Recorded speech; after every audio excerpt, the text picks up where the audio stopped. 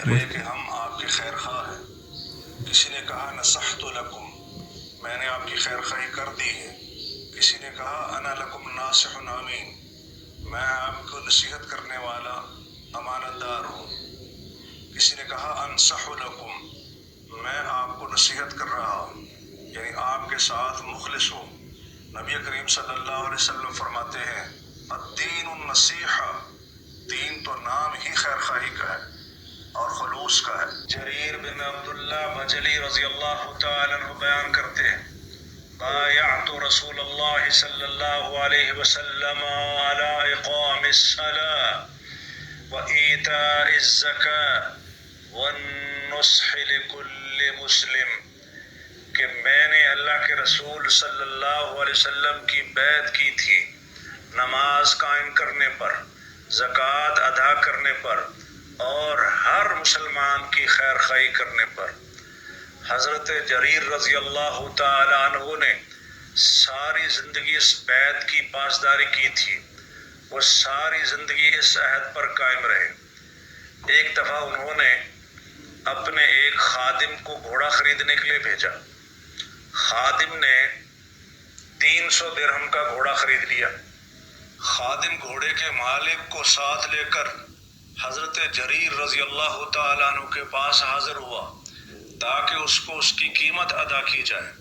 حضرت جریر رضی اللہ تعالیٰ عنہ نے گھوڑے کے مالک سے فرمایا کہ تم نے یہ 300 کا بیچا ہے لیکن گھوڑا اس سے زیادہ قیمت کا ہے، کیا تم اسے 400 درہم میں بیچنے کے لیے تیار ہو؟ ان کی کوئی مجبوری ہوگی یا انہیں اس بات کا اندازہ نہیں ہوا ہوگا ان کا گھوڑا کتنی قیمت کا ہے.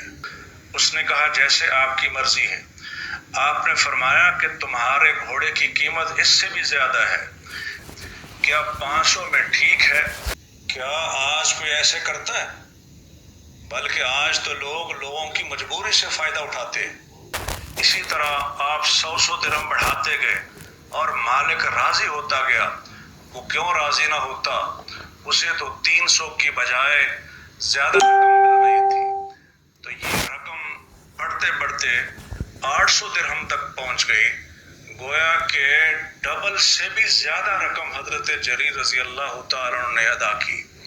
جب حضرت جریر رضی اللہ تعالیٰ عنہ سے پوچھا گیا کہ آپ نے ایسا کیوں کیا ہے تو انہوں نے فرمایا کہ رسول صلی اللہ علیہ وسلم کے ہاتھ پر بیعت کی ہے کہ وَالنُّصْحِ لِكُلِّ مُسْلِمٍ، کہ میں نے ہر مسلمان کی خیر خواہی کرنی ہے. کس کی خیر خواہی کرنی ہے؟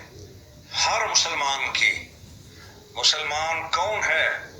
اس ملک کے قانون کے مطابق اہل حدیث مسلمان ہے، اس ملک کے قانون کے مطابق دیوبندی مسلمان ہے، اس ملک کے قانون کے مطابق بریلوی مسلمان ہے، اس ملک کے قانون کے مطابق جعفری مسلمان ہے. اس ملک کے قانون کے مطابق جو بھی مسلمان ہے اس کے ساتھ خیر خواہی کرنی ہے. نبی علیہ السلام کا یہی ارشاد اور فرمان ہے کہ وَالنُّصْحِ لِكُلِّ مُسْلِمٍ.